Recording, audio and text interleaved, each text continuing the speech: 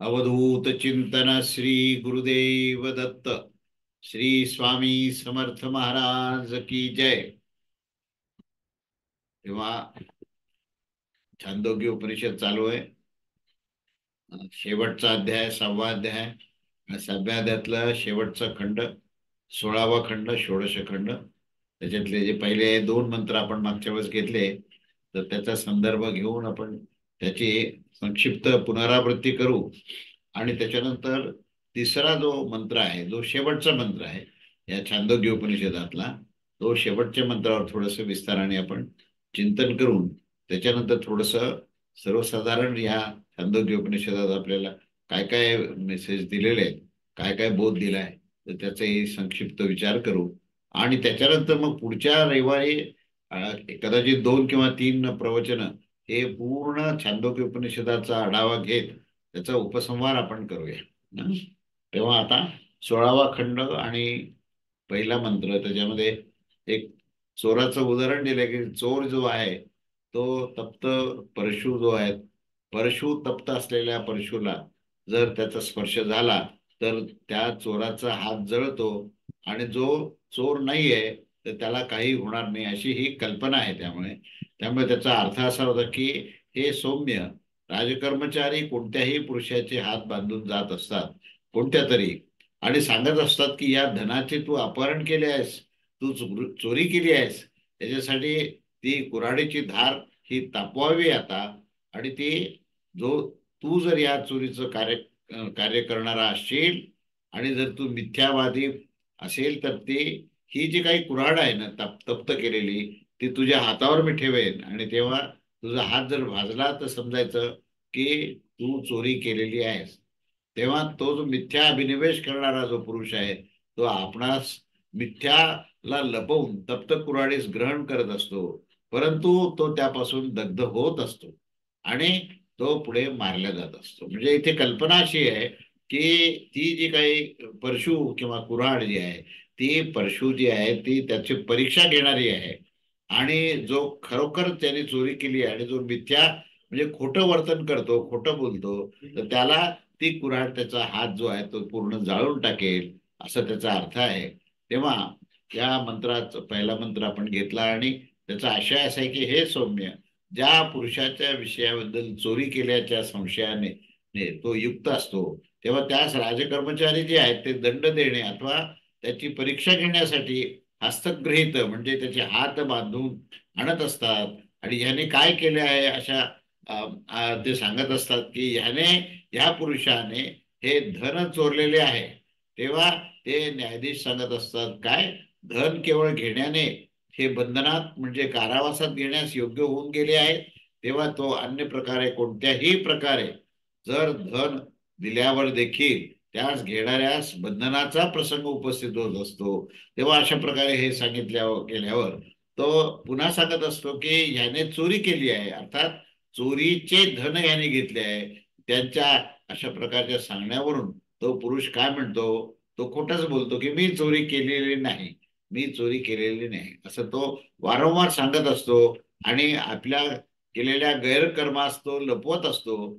तेव्हा संशय व्यक्त करणाऱ्या अ, केल्या जाण्याने त्या पुरुषास तो सांगत असतो तू ह्या धनाची चोरी अवश्यच केली आहे, आणि त्यानंतर देखील त्याचा लपविण्याचा जो काही तू प्रयत्न करत आहेस, तर त्याच्यासाठी ही कुऱ्हाडीची पात ही तापवा. आणि अशा प्रकारे हा आपणास निर्दोष सिद्ध करावा लागेल की जर ह्या चोरीस करणारा तो जर असेल तर वरून वरून तो लपवत असतो, वरून तो आहे तो खोटे वर्तन करत असतो. आणि असं होण्यावर तो स्वतःला अदृत म्हणजे स्वतःला निर्दोष सांगत असतो. आणि जर चोरी जर त्यांनी केलेली असेल, अन्यथा त्यांनी जसं प्रदर्शित केलं नसेल, तरी पण अशा प्रकारे मिथ्या अभिनिवेश असणारा तो स्वतः मिथ्यापासून अंतर्हित म्हणजे लपवत होता, आणि मोहवश त्या तापलेल्या कुऱ्हाडीस ग्रहण करतो व जळून जळून जात असतो. तेव्हा आपण केलेल्या मिथ्या अभिनिवेश रूप दोषाने तो राजपुरुषाद्वारे शेवटी मारला जातो.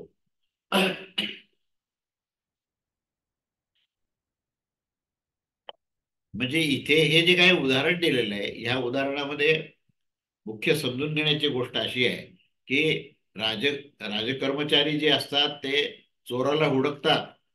तर हा चोर कोण आहे? तर मिथ्या वर्तन करणारा, म्हणजे जो खोटं बोलतो, जे प्रत्यक्ष जे आहे ते दाखवत नाही आणि जे घडलेलंच नाही त्याबद्दल तो सांगत असतो. म्हणजे तो प्रत्यक्ष चोरी करतो पण मी चोरी केली नाही असं वारंवार सांगतो. आणि मग त्याची परीक्षा घेण्याकरता तो परशु किंवा ती जी कुऱ्हाड आहे त्याचं पातं हे गरम करून त्याच्या हातावर ठेवतात आणि मग त्याचा मृत्यू होतो, असं ह्या ठिकाणी सांगितलंय. तेव्हा याचा मुख्य जो निष्कर्ष आहे तो असा आहे की जर चोरी केली असेल तर निश्चितच त्याचा मृत्यू होईल. पण आता पुढचा दुसरा जो मंत्र आहे त्या दुसऱ्या मंत्राचा अर्थ असा आहे की जर त्यात तो चोरी करणारा नसेल तर त्याने तो स्वतःला सत्य प्रमाणित करत असतो आणि तो सत्याभिसंध स्वतः सत्याने आवृत्त करून त्या तप्त असलेल्या कुऱ्हाडीच्या पात्यास तो स्वतःहून पुढे येतो आणि त्याला पकडून घेतो. तरीही तो जळत नाही आणि तात्काळ तो पुढे सोडून दिला जातो, त्याला मुक्त केले जातं. म्हणजे दुसरा प्रकार जो आहे तो सत्याचं आचरण करतो आणि त्या सत्याच्या आचरणामध्ये तो निर्भय असतो आणि निर्भय असल्यामुळे तो म्हणतो काहीच हरकत नाही, मी काहीही केलं नाही त्यामुळे मला कुठलीही भीती नाही. तेव्हा तुमची ही तप्त कुऱ्हाड माझ्या हातावर ठेवा, मला काहीही होणार नाही. आणि उलट तो स्वतःच पुढे हात करून त्या तप्त कुऱ्हाडीला हाताने धरतो आणि धरल्यानंतर सुद्धा त्याच्या हाताला कुठल्याही प्रकारची इजा होत नाही. आणि तेव्हा हे सिद्ध होतं की हा मनुष्य मात्र खरोखरच सत्य आहे. आणि नंतर तो लगेच ते कुऱ्हाड सोडतो आणि त्याला हे राजकर्मचारी हे मुक्त करतात. म्हणजे मुक्त कोण होतो आणि बंधनात कोण पडतो असं हे दोन्हीचे तुलनात्मक हे केलेलं आहे. आणि त्याच्यामध्ये हा मुक्त होण्याचा हा दुसरा मंत्र आहे आणि त्याचा आशय आहे की जर ह्या कर्मास करणारा तो जर नसेल, म्हणजे या चोरीचं कर्म हे करणारा जर तो नसेल आणि केवळ सत्याचं आचरण करणारा असेल, त्याला प्रमाणित करणारा असेल, तर तो चोरीच्या अकर्तृत्व रूपी सत्यास स्वतःच आपला अंतर्हित करून त्या तापलेल्या परशुस ग्रहण करत असतो आणि त्या सत्याभिसंध होण्याच्या कारणाने सत्याचे व्यवधान होऊन जाण्याने तो त्या तप्त पात्याने तो त्याला अजिबात इजा होत नाही, तो जळत नाही. तेव्हा मिथ्या अभियोग लावणारे मात्र त्याला तात्काळ सोडून देत असतात. आणि अशा प्रकारे तप्त परशु आणि तळहाताचा संयोगामध्ये समानता होण्यावर देखील चोरी करणे आणि कर, करणे असणारा जो मिथ्या विसंध करणारा तो मात्र जळून जातो आणि जो सत्याचं अवलंबन करतो तो अजिबात जळत नाही, असं हे या ठिकाणी वर्णन केलेलं आहे. असा हे दोन मंत्र आपण मागच्या रविवारी पाहिले. आता आपण आज तिसरा मंत्र आणि हा अंतिम मंत्र आहे, हा शेवटचा मंत्र आहे आणि याच्यामध्ये निष्कर्ष सांगितलेला आहे. आणि या मंत्रामध्ये आपण जर थोडासा विस्ताराने अभ्यास करू की याच्यामध्ये नेमकी बोध काय दिलेला आहे आणि संबंध या छांदोग्य उपनिषदामधला बोध सुद्धा याच्यात आलेला आहे, तेव्हा हा तिसरा मंत्र आपण जरा अतिशय लक्षपूर्वक पाहूया. तेव्हा मंत्र असा आहे की स यथा तत्र नादाय हे तैव तदात्म्यम इदम सर्वम तत्सत्यम सम आत्मा तत्वमसी श्वेतकेतो इति तद्भास्य विजज्ञाविति विजज्ञाविति. आता याचा शब्दशः अर्थ असा आहे की तो ज्या प्रकारे त्या परीक्षेच्या वेळी जळत नाही त्याच प्रकारे विद्वानाचे सुद्धा पुनरावर्तन होत नाही आणि अविद्वानाचे मात्र पुनरावर्तन हे होत असत.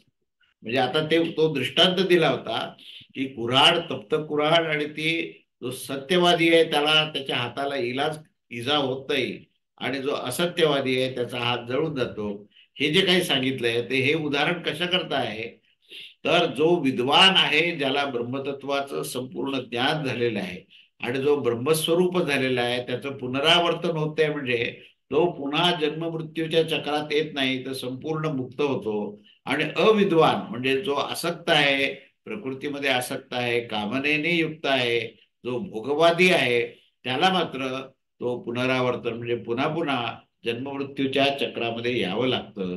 असं हे त्या दृष्टांताच्या अनुसार हे सिद्धांत सांगितले.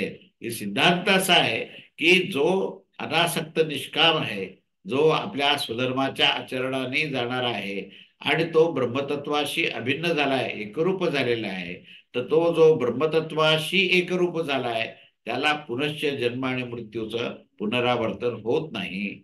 आणि तो त्या सत्यवादी मनुष्यासारखाच या प्रकृतीचा आणि या ब्रह्मांडाचा त्याच्यावर यत्किंचितही परिणाम होत नाही. तेव्हा कितीही मोह त्याच्या समोर आले तरीही तो त्या ब्रह्मतत्वाशीच एकरूप असतो. तेव्हा हे सर्व काही एकरूपच आहे, म्हणजे ते हे सर्व ब्रह्मांड जे हे ब्रह्मतत्व आहे हे सत्य त्याला तरी जाणलेलं आहे. आणि त्यामुळे हे ब्रह्मांडामध्ये असलेले जे काही अन्य गोष्टी जे दिसतात, अनंत नाम, अनंत रूप आणि अनंत जे प्रकारचे जे प्रलोभन असतात ते त्याला यत्किंचितही त्याला हे विचलित करत नाहीत. तर तो सत्याला अखंडपणे जाणतो आणि तो त्या ब्रह्मांडाला तिथे एतद्रूप म्हणजे या सत्तत्वाशी अभिन्न असलेला, म्हणजेच त्या ब्रह्मतत्वाशी अभिन्न असलेला, ब्रह्मांड हे ब्रह्मतत्वाचाच आविष्कार आहे आणि या ब्रह्मांडामध्ये ब्रह्मतत्वाच्या अतिरिक्त अन्य काहीही नाही, अशा प्रकारचं सत्य जो जाणतो आणि तो त्या सत्याशी एकरूप झालेला असतो त्याला पुनरावर्तन नाही. ज्याप्रमाणे त्या सत्यवादी माणसाला त्या कुऱ्हाडीचा स्पर्श झाल्यानंतर सुद्धा कुठल्याही प्रकारची इजा होत नाही, अगदी त्याच प्रकारे हा जो विद्वान आहे जो ह्या ब्रह्मतत्वाशी एकरूप झालेला आहे आणि संबंध ब्रह्मांडामध्ये ते एकच ब्रह्मतत्व आहे, अशा प्रकारचा अनुभव येऊन त्याला सत्याची पूर्ण प्रतीती झाली आहे, त्यावेळेस त्याची परिस्थिती जी आहे ती कशी होते, तर तो पूर्ण मुक्त होतो. आणि त्याला असं जाणवलं जातं की तोच स्वतः आत्मा आहे. आणि म्हणून तो श्वेतकेतूला अरुणी काय म्हणतो त्याच्या वडिलाला, श्वेतकेतू आता तरी तुझ्या लक्षात आलं आहे का की तो जो आत्मा आहे तोच तू आहेस. आणि त्याच्यावर श्वेतकेतू काय म्हणाला, आता मी त्याला जाणले, आता मी त्याला जाणले. नाहीतर अशा सगळ्या मंत्रामध्ये आपण पाहत होतो की श्वेतकेतू काय म्हणायचा की तुम्ही दृष्टांत सांगितलाय परंतु मला अजूनही तो स्पष्ट झाला नाही, अजूनही मला ते ज्ञान परिपूर्ण झालं नाही. तेव्हा तुम्ही आणखी दुसरे काही दृष्टांत सांगा ज्यामुळे मला ते ज्ञान पूर्णपणे अवगत होईल. आता या ठिकाणी हा जो दृष्टांत दिलेला आहे, कुठला दृष्टांत दिला की तो कुऱ्हाडीचा पाता जो आहे तो गरम केलेला आहे आणि ज्यांनी चोरी केली आहे त्याला तो कुऱ्हाडीचा पाता जो आहे तो जाळून टाकतो हात त्याचा. आणि जो सत्यवादी आहे ज्याने चोरी केली नाही तो निर्भय आहे आणि तो सत्यच बोलतो, तेव्हा त्याला स्पर्श झाल्यावर सुद्धा त्याला कुठल्याही प्रकारची इजा होत नाही, कारण तो आत्मस्थितीमध्ये आहे. आत्मतत्वाला कोणत्याही प्रकारचं शस्त्र हे कापू शकत नाही, कोणत्याही प्रकारचा पर्जन्य त्याला भिजवू शकत नाही. कुठल्याही प्रकारच्या पंचमहाभूताचा प्रभाव जो आहे हा त्याच्यावर होत नाही. हेच त्या दृष्टांतात सांगायचंय की त्या दृष्टांतामध्ये असं म्हटलं की तो जो आहे तो सत्यवादी जो आहे तो दिसायला जरी देह दिसत असला तरी ओतप्रोत तो ब्रह्मतत्वाशी अभिन्न झाल्यामुळे तो आत्मस्वरूप आहे, आत्मतत्वाशीच तो एकरूप आहे. आणि जो आत्मतत्वाशी एकरूप झाला त्याला ब्रह्मांडातलं कोणत्याही आमिष असेल, मोह असेल, तर त्या मोहाला तो बळी पडत नाही, तर तो आत्मस्थितीमध्ये त्या ब्रह्मस्थितीमध्येच राहतो. म्हणून त्याला कोणत्याही प्रकारचं भय नसतं आणि कोणत्याही प्रकारची त्याला इजा होत नाही, असा तो दृष्टांत सांगितला. आणि मग ह्या दृष्टांताला धरून इथे हे सांगितलं तिसऱ्या मंत्रामध्ये की हा जो काही म्हणजे आत्मतत्वाशी किंवा ब्रह्मतत्वाशी अभिन्न झालेला जो विद्वान आहे तो संपूर्णपणे मुक्त झालेला आहे. आता त्याला जन्म नाहीये आणि आता त्याला मृत्यू नाहीये, कारण त्याने अमरतत्वाशी त्यांनी स्वीकार केलेला आहे, अमरतत्वाशी तो एकरूप झालेला आहे. आणि म्हणून ब्रह्मतत्वाशी जो एकरूप होतो तो अमर होतो. जन्म मृत्यू जरा व्याधी हा देहाचा विषय आहे, आपला विषय नाहीये. अशा प्रकारच्या निष्कर्षापर्यंत तो येतो आणि त्यामुळे तो आपल्या आनंदात असतो, तो निर्भय असतो, निर्मल असतो. आणि म्हणून तो दृष्टांत इथे दिलेला आहे. आणि म्हणून ब्रह्मांडामध्ये ब्रह्मतत्वाच्या अतिरिक्त अन्य काहीही नाही, अशा प्रकारचे केवळ ज्ञानच नव्हे तर अशा प्रकारचा अनुभव त्याला येतो. आणि म्हणून हा अनुभव श्वेतकेतूला ज्यावेळेस अरुणीने त्याच्या वडिलांनी ज्यावेळेस सांगितलं की हे असं असं मी तुला दृष्टांत सांगितलेला आहे आता तरी तुझ्या लक्षात आलं का की हे जे काही मी सांगितलं आहे, तर तो जो काही आत्मा मी सांगतोय तर तो आत्मा तूच आहेस. आता मी पुन्हा एकदा सांगतो, तर तुला हे कळालं का? आणि मग मात्र श्वेतकेतूंना हे उदाहरण अतिशय पटतं, कारण तिथे प्रत्यक्ष अनुभव येतो. तिथे कुठला दृष्टांत सांगताना तो सिद्धांतच त्या दृष्टांतामध्ये ओतप्रोत आलेला आहे. सिद्धांत ज्यावेळेस दृष्टांतामध्ये म्हणजे अगदी 100% ज्यावेळेस आलेला असतो, तेव्हा तो दृष्टांतच सिद्धांत बनतो. आणि म्हणून सिद्धांत आतापर्यंत जे दृष्टांत सांगितले ते जवळपासचे होते, म्हणून परिपूर्णपणे त्याचं आकलन होत होत नव्हतं. परंतु आता जो काही दृष्टांत दिलेला आहे की कुऱ्हाडीचा पाता असत्य माणसाला स्पर्श केल्यानंतर त्या हाताला जाळतो, कारण तिथे देहभाव आहे. आणि जिथे देहभाव आहे तिथे जन्ममृत्यू आहे. कारण जन्ममृत्यू कोणाला होतो? तर त्या जीवभावाला होतो. जीवभाव जो आहे तो देहभावामध्ये परिवर्तित होतो. तो जीवभावच म्हणतो की हा मी देह आहे, हा माझा देह आहे, असं अहम ममत्व त्याला देहाबद्दल असतं. आणि म्हणून त्याला हे पंचमहाभूताचा स्पर्श झाल्यानंतर त्याच्यावर त्याचा प्रभाव होतो. परंतु जो आत्मस्थितीमध्ये आहे तो यत्किंचितही या प्रकृतीमध्ये आसक्त नाही. तो संपूर्ण प्रकृती संबंधापासून अलिप्त आहे.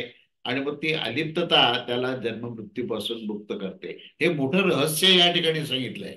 आणि या रहस्यामध्ये ब्रह्मांडात ब्रह्मतत्व जर कळालं तर ब्रह्मांडही समजेल आणि तुम्ही स्वतःही ज्ञानस्वरूप व्हाल. हा महत्वाचा संदेश या ठिकाणी दिलेला आहे.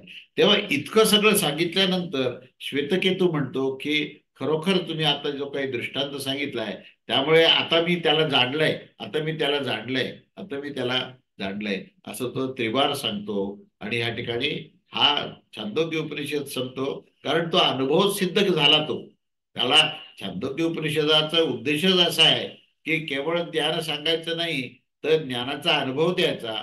प्रत्यक्ष ज्ञान अनुभवाचं. आणि अनुभवातून मग स्वयंसिद्ध झाल्यानंतर तो मनुष्य म्हणेल की आता मी त्याला जाणलंय, आता मी त्याला जाणलंय. या स्थितीपर्यंत आणि परंत हे अनेक दृष्टांत सांगत सांगत सांगत हे शेवटचा जो तिसरा मंत्र सांगितला. आणि या मंत्रामध्ये त्याने हे पूर्ण सत्य तत्व कसं आहे आणि ते प्रत्यक्ष अनुभवात कसं येऊ शकतं, असा त्याचा हा अर्थ आहे. तेव्हा याच्याबद्दलच आता थोडस आपण विस्ताराने पाहू. तुम्हाला आता मूळ जो मंत्र आहे आणि त्याचा मूळ अर्थ जो आहे तो मी सांगितला. आता आपण थोडेसे त्याच्यावरची काय काय चर्चा ऋषी मुनींमध्ये झाली आणि त्याच्यामध्ये जे काही प्रश्न उच्चारले, काही उत्तरं दिले आणि ते आणखीन आणखीन स्पष्ट त्यांनी केलेलं आहे, ते काय काय झालंय ह्याचाही थोडासा आपण आढावा घेऊन या मंत्राचं पूर्ण आशय आणि पूर्ण ज्ञान आपण घेऊ. तेव्हा त्या सत्याभिसंध पुरुष जो आहे, ज्या प्रकारे त्या तप्त परशुस ग्रहण करण्यासाठी ज्या कर्माच्या त्या तळहाताच्या सत्यास हा व्यवहित राहण्याच्या कारणाने तो जळत नाही, त्याच प्रकारे देहपाताच्या वेळी सद्ब्रह्मरूप जो सत्यामध्ये निष्ठा ठेवणारा आणि त्यामध्ये भिन्न असा असन्निविष्ट पुरुषाच्या या सत्संपत्तीमध्ये जी एक समानता होण्यावर देखील जो विद्वान असतो, तो व्याघ्र आणि देव आदी शरीरास तो ग्रहण करण्यासाठी पुन्हा फिरून येत नाही. पुनश्च त्याला पुनर्जन्म होण्याचं काही कारण नाही. परंतु ह्याच्या विपरीत जो अविद्वान आहे, जो विकाररूप आहे, या विकारामध्ये अंधतामध्ये जो अभिनिष्ट होण्याच्या कारणाने आपलं कर्म आणि ज्ञान याच्यानुसार तो त्याला विविध प्राकृतिक भाव निर्माण होतात. म्हणून पुन्हा एकदा व्याघ्रादी भाव किंवा देवादी भाव त्याला प्राप्त होतात आणि पुन्हा एकदा त्याला जन्म मिळतो. तेव्हा त्या आत्म्याची जी अभिसंधी आणि अनभिसंधी या दोन्ही कारणाने मोक्ष आणि बंधन त्याला होत असतं.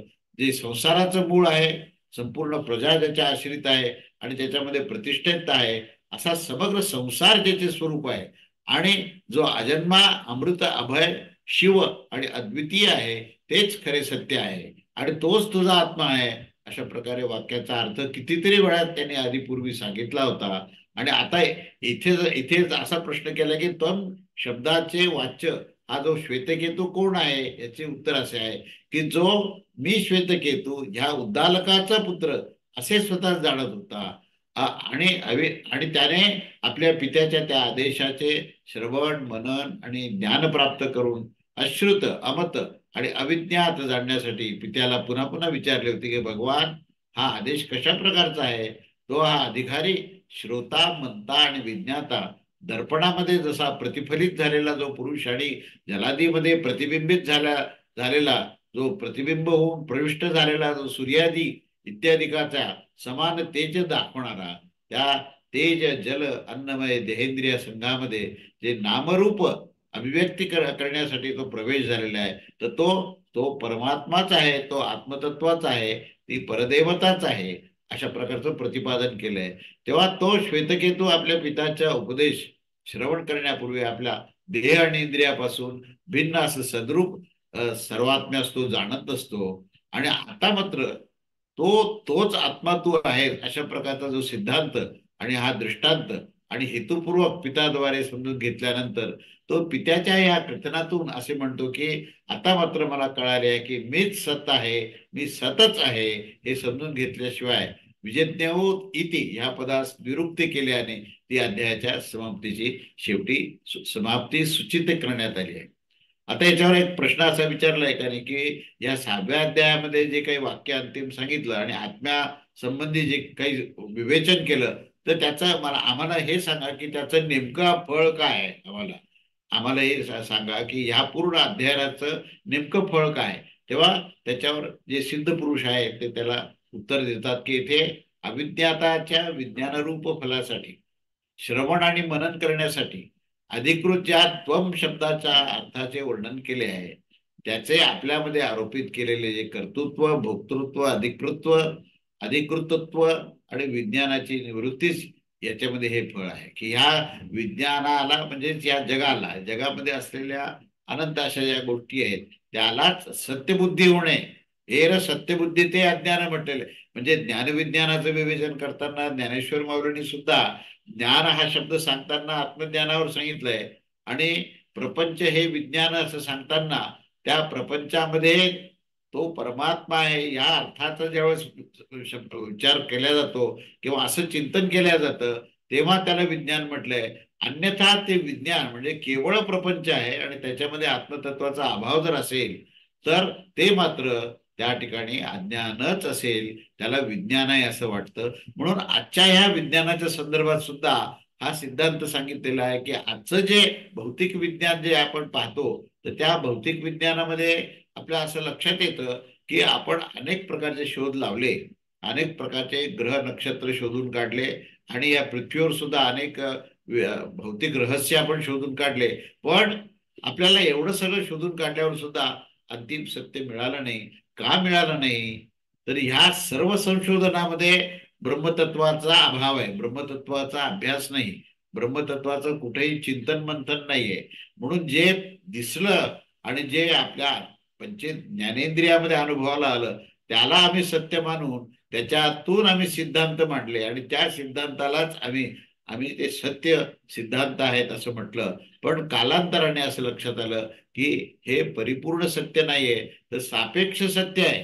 कारण सापेक्षता का आली की आमचे ज्ञानेंद्रिय जे आहेत ते सांगतात त्याला आम्ही सत्य मानलं, आमचे डोळे जे पाहतात त्याला आम्ही सत्य मानलं. पण ह्या सर्वांमध्ये अव्यक्त असणारा तो परमात्मा आहे याचे आम्हाला जाणीवही झाली नाही आणि याचं आम्ही चिंतनही केलं नाही. त्यामुळे आम्हाला जे भौतिक ज्ञानाबद्दल भौतिक विज्ञानाचा जो अभ्यास केला त्याच्यामध्ये आम्ही परिपूर्ण झालो असं आपल्याला म्हणता येणार नाही. कारण ते अज्ञानाचाच भाग आहे. जोपर्यंत ब्रह्मतत्वासहित ब्रह्मांडाचं अध्ययन होत नाही तोपर्यंत खऱ्या अर्थाने ब्रह्मांडाचं अध्ययन होणार नाही, हा सिद्धांत ह्याच्यातून मिळतो. त्यामुळे केवळ अग्निहोत्रादी कर्म करेन आणि ह्याचा मी अधिकारी असेल किंवा या कर्माचं फल मला प्राप्त होईल, मी ह्या लोकात आणि परलोकात अनंत फळ भोगेन आणि असं कर्म केल्यावर मी कृतकृत्य होईल, अशा प्रकारे जो कर्तृत्व भाव आहे आणि त्याच्यातून प्राप्त झालेले जे भोग आहेत त्या भोक्तृत्वाचा तो आपण अधिकारी होतो. तेव्हा त्या आत्म्याच्या संबंधीचे विज्ञान जो एकमात्र अद्वितीय सत जे जगाचे मूल आहे तेच तू आहेस या वाक्याद्वारे ते हे जग उठल्यानंतर सुद्धा निवृत्त होऊन जात असतो. कारण पूर्व मिथ्या ज्ञानाने ह्याचा विरोध आहे. जे नुसतं आपण पूर्व जो अनुभव आहे, मिथ्या ज्ञान कशाचं आहे तर आम्ही काही पूर्वी पाहिलेलं आहे, काही ऐकलंय, काही समजून घेतलंय आणि तोच आधार आमचा आहे आणि त्या आधारावरच आम्ही निष्कर्ष काढतो. पण ते खऱ्या अर्थाने हे मिथ्या आहे. कारण तिथे ब्रह्मतत्वाचा अभाव आहे. जोपर्यंत ब्रह्मतत्वाचं आकलन होत नाही तोपर्यंत ब्रह्मांडाचं आकलन होणार नाही. कारण एकमात्र अद्वितीय आत्म्याचा या ठिकाणी विषय आहे आणि त्यामुळे त्या आत्मतत्वाचा संदर्भ घेऊन हे मी आहे असं ज्ञान होणे.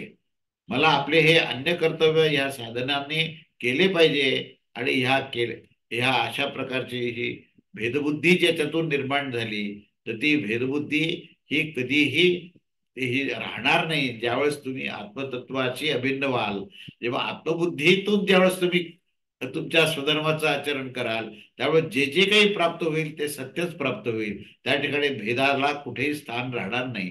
पण जर तुम्ही ब्रह्मतत्वाचं अधिष्ठान ठेवलं नाही तर मात्र तुम्हाला जे दिसतं त्याला तुम्ही सत्य मानाल आणि जे सत्य मानलं तर ते सत्य न राहता ते मिथ्या होतं. तेव्हा सद्रूप सत्य आणि अद्वितीय आत्म्याचं ज्ञान झाल्यावरच विकाररूप मिथ्या जीवात्म्याला जी प्राप्त झालेली बुद्धी आहे ती हळूहळू निवृत्त होते आणि त्या आत्मज्ञानाशिवाय कोणतंही ज्ञान जे प्राप्त होतं ते अपूर्ण आहे असं त्याचा अर्थ आहे. तेव्हा ह्या गोष्टीला परिपूर्णपणे आकलन करणं हे छांदोग्य उपनिषद सांगतं. अशा प्रकारची चर्चा झाली आणि त्याच्यानंतर पुढे आणखीन एक जिज्ञासा व्यक्त केली की ज्या प्रकारे आदित्य आणि मन इत्यादी मध्ये ब्रह्मादी बुद्धीचे आणि लोकांमध्ये प्रतिमा इत्यादी मध्ये विष्णू बुद्धीचा आरोप केला जातो, त्याच प्रकारे तत्वमसी या वाक्यामध्ये त्वम या शब्दाचा वाच्यार्थाने आणि सद्बुद्धीचा आरोपच तिथे केला जातो. वस्तुतः समर्थ सत देखील नाही आणि श्वेतकेतू सुद्धा सतच होता तर आपणास तो का जाणत नव्हता ही शंका आहे त्याला. की जर तुम्ही म्हणता श्वेतकेतू तूच आत्मा आहेस असं वारंवार पूर्वी सांगितलं आहे, मग जर श्वेतकेतू स्वतःच जर आत्मतत्व होता तर मग त्या श्वेतकेतूला ते ते का कळालं नाही, का जाणलं नाही, इतके दृष्टांत सांगितले तरीही त्याला सत्तत्वाचं ज्ञान का झालं नाही हा प्रश्न आहे. आणि ज्या कारणाने त्यास तू तो आहेस अशा प्रकारे उपदेश केला गेला होता तरी पण त्याला हे का कळालं नाही असा हा प्रश्न आहे. तेव्हा त्याचं सिद्धपुरुष उत्तर देतात की असं काहीच नाहीये. कारण आदित्यो ब्रह्मत्यो उपासित इत्यादी वाक्यांनी ह्या वाक्यात विलक्षणता आहे. आदित्यो ब्रह्मोपासित इत्यादी वाक्यात इति शब्दाचं जे व्यवधान राहण्याचं कारण त्याचा साक्षात त्या ब्रह्मतत्वाचे ज्ञान त्याला होत नाही. म्हणजे आपण फक्त निर्देश केलं म्हणजे ज्याचं निर्देश केलाय ते आपल्याला कळेल असं अजिबात नाहीये. जसं मी पुष्कळदा उदाहरण दिलं की आकाशामध्ये पक्षी उडतोय आणि आपण आपल्या तर्जनीने तिथे निर्देश केलाय की तो बघ, आकाशातला तो पक्षी बघ तू. जेव्हा अत्यंत अजाण बालक असेल तर तो फक्त तुमच्या हाताच्या बोटापर्यंत पाहिल. पण ज्याला थोडस ज्ञान झालंय तर तो बोटाच्या पुढे त्या दिशेने आकाशापर्यंत पाहिल आणि आकाशात त्याला पक्षी दिसेल. म्हणून मात्र निर्देशाने हे संबंध ज्ञान प्राप्त होईल असं नाही. तेव्हा यामध्ये इति शब्दाचं जे व्यवधान या ठिकाणी केलंय त्याचा साक्षात ब्रह्मतत्वाचं त्याला ज्ञान होईलच असं नाही, तर ज्ञान होतच नाही.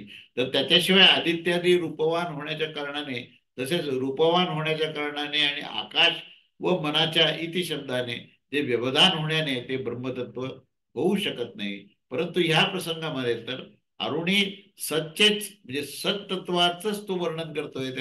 तेव्हा या अन्नमय संघामध्ये जे प्रवेश दाखवून तू तो आहेस अशा प्रकारचा निरंकुश अशा प्रकारे सदात्म भावाचा तिथे उपदेश तो आहे अरुणी आपल्या पुत्राला करत होता.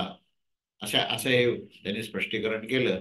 तेव्हा पुन्हा पुन्हा काही दुसऱ्या जिज्ञासा निर्माण झाल्या. ज्या प्रकारे पराक्रम इत्यादी गुण असणारा जो सिंह आहे त्या सिंहाचा संदर्भ घेऊन तू सिंह आहेस असं जर सांगितलं गेलं किंवा अगदी त्याच प्रकारे तो आहेस म्हणजे तू जसं आपण तू सिंह आहेस म्हणजे सिंहासारखा पराक्रम करणार आहेस असं म्हटल्यानंतर त्याच्या डोक्यात जो काही प्रकाश पडतो की आपण सिंहासारखे आहोत.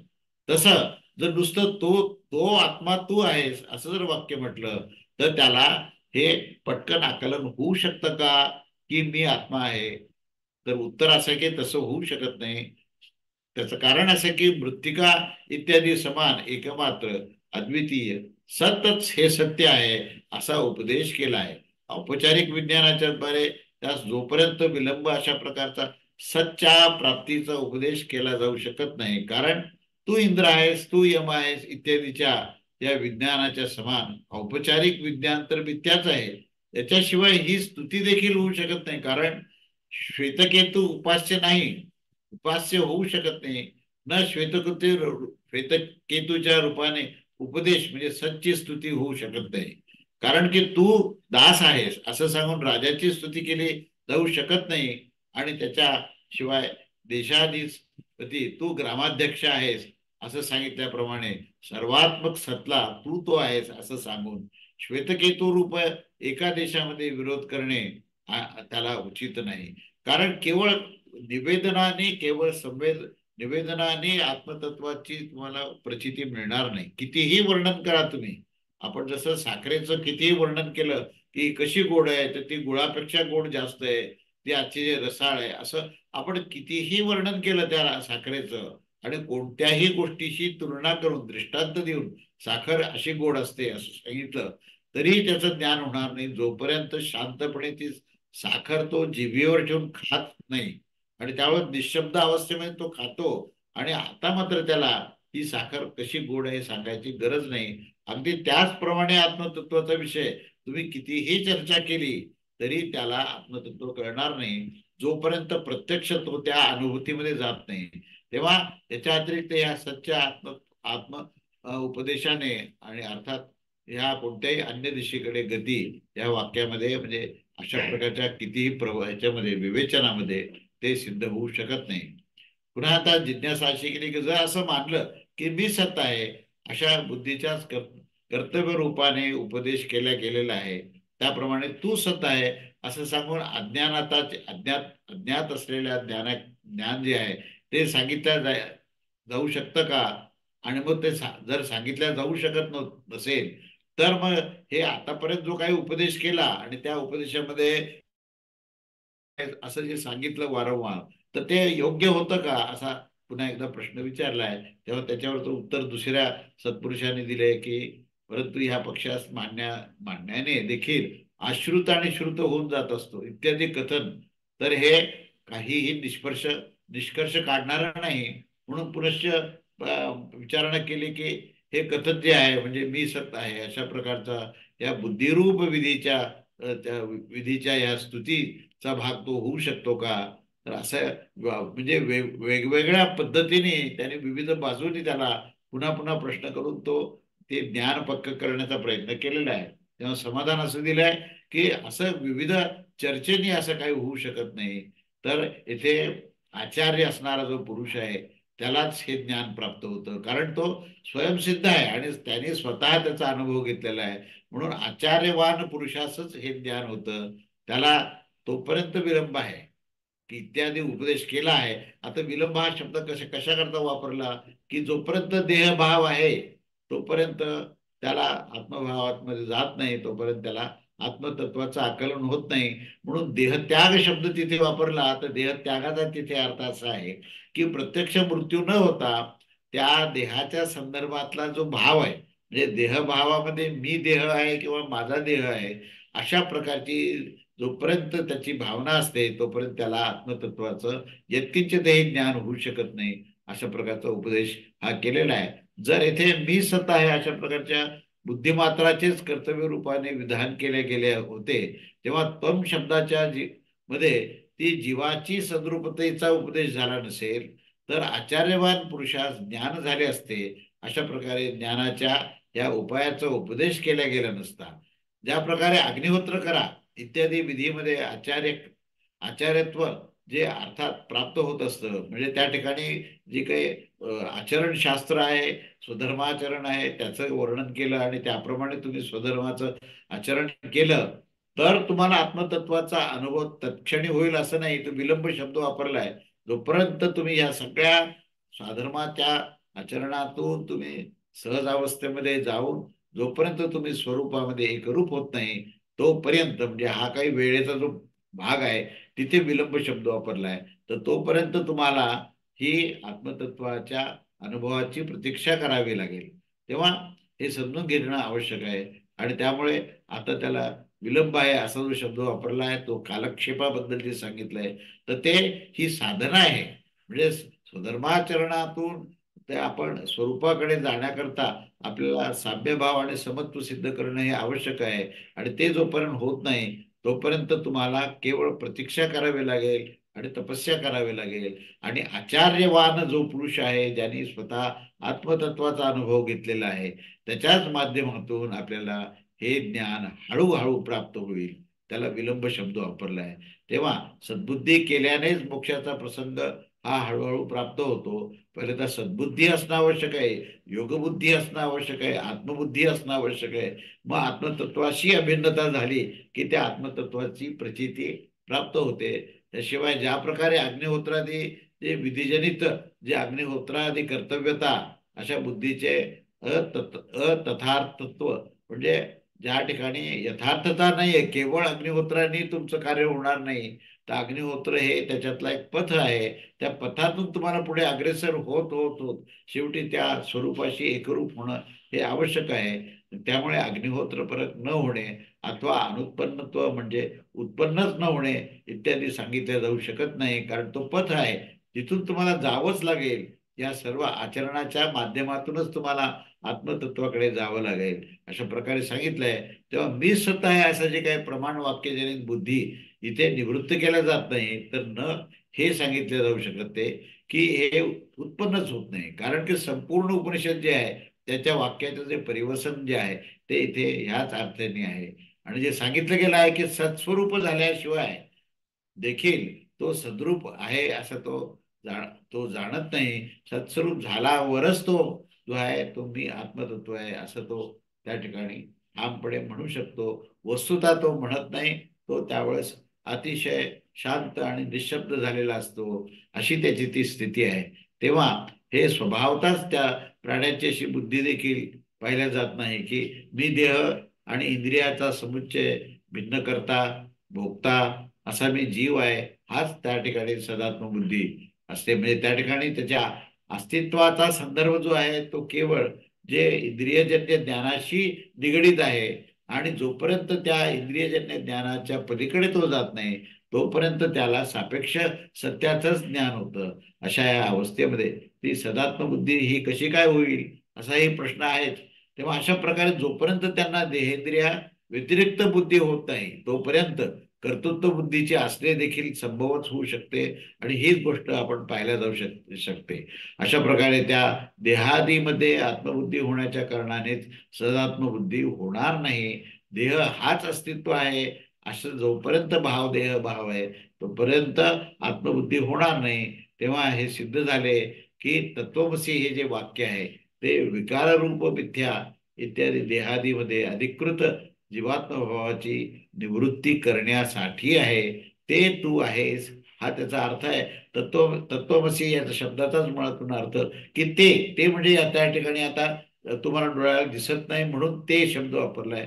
आणि तत्व म्हणजेच आत्मतत्व आहे अशी म्हणजे आहे. म्हणजे ते जे काही तत्व आहे तेच तू आहेस. म्हणजे तो जो आत्मा जो आपण काही कल्पना करतोय तर तो प्रत्यक्ष तू ज्यावेळेस एकरूप होशील तेव्हा तुझ्या लक्षात येईल की तो आत्माच मी आहे. आणि ही स्थिती त्या श्वेतकेतूची होते. आणि ह्या स्थितीवर त्याला जेव्हा त्याचं आकलन होतं तेव्हा त्या आकलनानंतरच तो म्हणतो की आता मला कळालं आहे, आता मला ज्ञान झालेलं आहे.